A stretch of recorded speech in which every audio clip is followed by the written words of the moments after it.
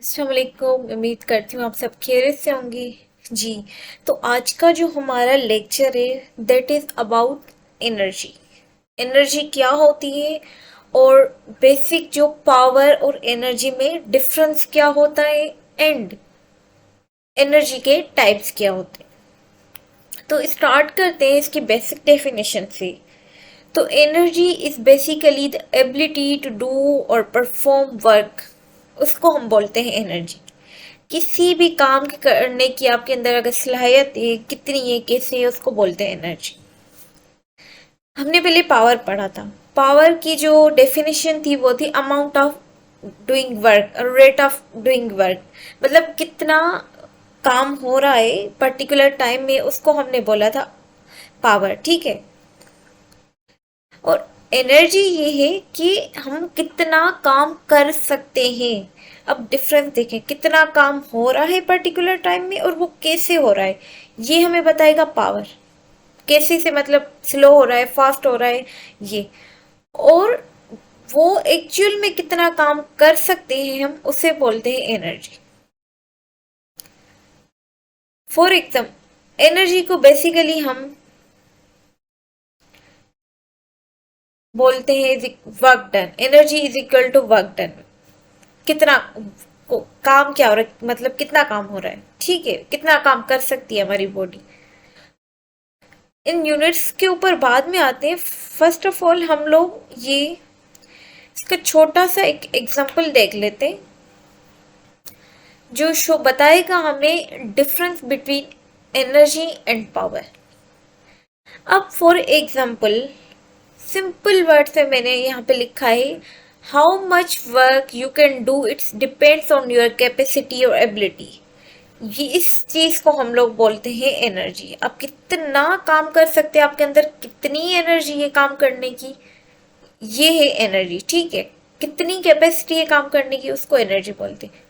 And how you are doing that work, मतलब आप वो काम कैसे कर रहे हैं, स्लो कर रहे हैं, आहिस्ते कर रहे हैं, कर ही नहीं रहे, जो भी है, उसको बोलते हैं पावर। पावर इज लाइक कि आप काम कर रहे हो पर्टिकुलर टाइम में, किस तरीके से वो काम कर रहे हो। एनर्जी इज के आप वो काम किस आप वो काम कर रहे हो, बट वो आपकी कैपेबिलिटी पे डिपेंड करता है। लाइक आप वो काम कर सकते हो, नहीं कर सकते हो, ये वाली चीज हो गई। फॉर एग्जाम्पल, यहाँ पे एक आपके पास 10 जो है ईंटें आप उठा सकते हो। ठीक है, 10 ईंटें आप, कोई भी नॉर्मल बंदा, फॉर एग्जाम्पल कोई बंदा उठा सकता है। टोटल जो एनर्जी उस बंदे में है 10 ब्रिक्स उठाने की है।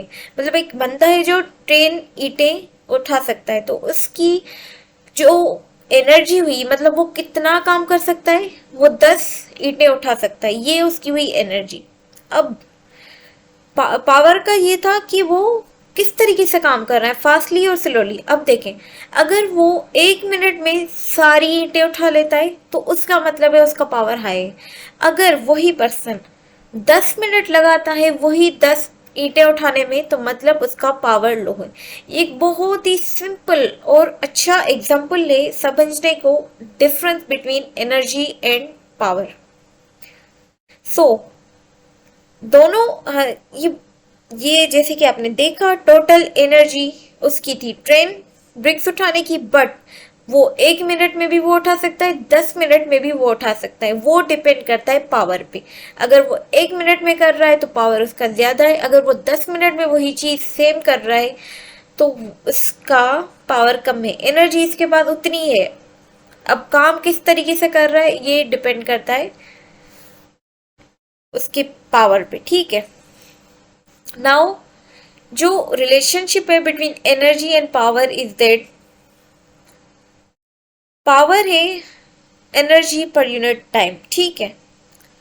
एंड फ्रॉम दिस इक्वेशन हम लोग एनर्जी निकाल सकते हैं। एनर्जी विल टाइम पावर से मल्टीप्लाई हो जाएगा तो हमें एनर्जी मिल जाएगी।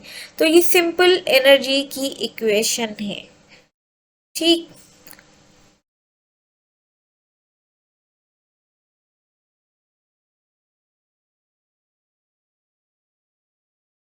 अब देखें, ये जो ऊपर था एनर्जी बराबर है वर्क डन के, अब ये कैसे बराबर है ये हम यहाँ पे प्रूव करते हैं। पावर हमारा होता है work done per unit time. ठीक है, अगर ये work done per unit time हम लोग यहाँ पे रखेंगे पावर की जगह पे, यहाँ पे वर्क डन अपॉन टाइम रखेंगे तो टाइम टाइम से कैंसिल हो जाएगा और जो चीज़ हमारे पास बचेगी वो होगा वर्क। इट इज़ लाइक के यहाँ हमने रख दिया work done per unit time, ठीक है, और मल्टीप्लाई कर दिया इसको अगेन टाइम से। तो ये टाइम टाइम एक दूसरे के साथ कैंसिल आउट हो जाएंगे, जो चीज़ हमारे बचेगी वो है वर्क डन। तो वर्क डन किसके बराबर हुआ? एनर्जी की। यहाँ से ये चीज़ प्रूव भी हो गई। अब इसका एसआई यूनिट किया है तो वर्क डन का हमें पता है कि वर्क डन हमें पता है फोर्स इनटू डिस्टेंस वो होता है वर्क, और फोर्स का यूनिट है न्यूटन और डिस्टेंस का यूनिट है मीटर। तो overall newton meter is equal to joule. तो जो वर्क एनर्जी का यूनिट है वो होगा जूल। ठीक, ये हम इसके एसआई यूनिट की बात करें। नाउ इस रिलेशनशिप को समझने के बाद हम एक प्रैक्टिकल एग्जांपल इलेक्ट्रिसिटी से रिलेटेड के तरफ जाते हैं। कंसीडर आपके पास दो फैंस है, ठीक है, एक फैन है जो 60 वाट का है, दूसरा फैन है जो 120 वाट का है। दोनों चल रहे हैं 1 घंटे के लिए। अब एनर्जी क्या है? Capacity to do the work. ठीक है, एनर्जी का यह फार्मूला लिखा हुआ है। ठीक, अब फैन ए को लगेगा 1 घंटे में 60 वॉट ऑफ पावर चाहिए, ठीक है, और फैन बी को 1 घंटा फैन रन करने के लिए जो पावर चाहिए वो 120 चाहिए। तो इससे ये साबित हुआ कि फैन बी जो है वो डबल एनर्जी यूज कर रहा है एज कंपेयर टू फैन ए। ठीक, अब आगे चलें। सेकंड है हमारा पावर। पावर को यहाँ पे कैसे रिलेट कर सकते हैं? हाउ फास्ट वो काम कर रहा है, ठीक है। तो जो हमारा 120 वाला फैन है उसका पावर ज्यादा है तो ऑब्वियसली वो फास्ट मूव करेगा एज कंपेयर टू 60 वॉट। तो हम ये कह सकते हैं 120 वॉट वाले में पावर ज्यादा है, 60 वॉट में पावर कम है, ठीक है। और एक और रिलेशनशिप इस एग्जांपल से हमें समझ आया कि एनर्जी और पावर, ठीक, जितनी ज्यादा एनर्जी मतलब आप जितनी फैन देखें, इस फैन में फैन बी की जो पावर ज्यादा है तो ये ज्यादा फास्ट मूव कर रहा है, ज्यादा अपना मतलब एनर्जी यूज कर रहा है, ऐसे बोल सकते हैं, ठीक है। तो ये इस तरीके से रिलेटेड है। नाउ अगर हम टाइप्स ऑफ एनर्जी पे आ जाएं तो ये तो वैसे तो बहुत डिटेल में जाने वाला टॉपिक है, बट जनरल आप देख लें तो डिफरेंट किस्म के एनर्जी के टाइप्स होते हैं। जैसे मैकेनिकल एनर्जी हो गई ड्यू टू इट्स मोशन, हमारे पास मैकेनिकल एनर्जी आती है जैसे कार्स वगैरह में। Kinetic energy, energy of motion, जैसे हम बाल को जमीन से ऊपर फेंकते हैं तो काइंड ऑफ काइनेटिक एनर्जी उसमें आ जाती है, ठीक।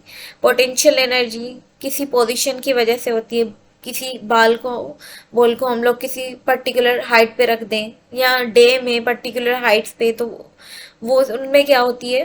Potential energy. इस तरीके से इलेक्ट्रिकल एनर्जी है, thermal energy, chemical energy, light energy, sound energy, ये सब छोटे छोटे यहाँ पे एग्जाम्पल दिए गए हुए हैं एनर्जी के। तो बेसिक जो आज का हमारा टॉपिक था वो था एनर्जी क्या है, उसके लाइक फार्मूला वगैरह कहाँ से आया, कैसे, एंड दूसरी चीज के पावर और एनर्जी में डिफरेंस क्या है। ओके, एक और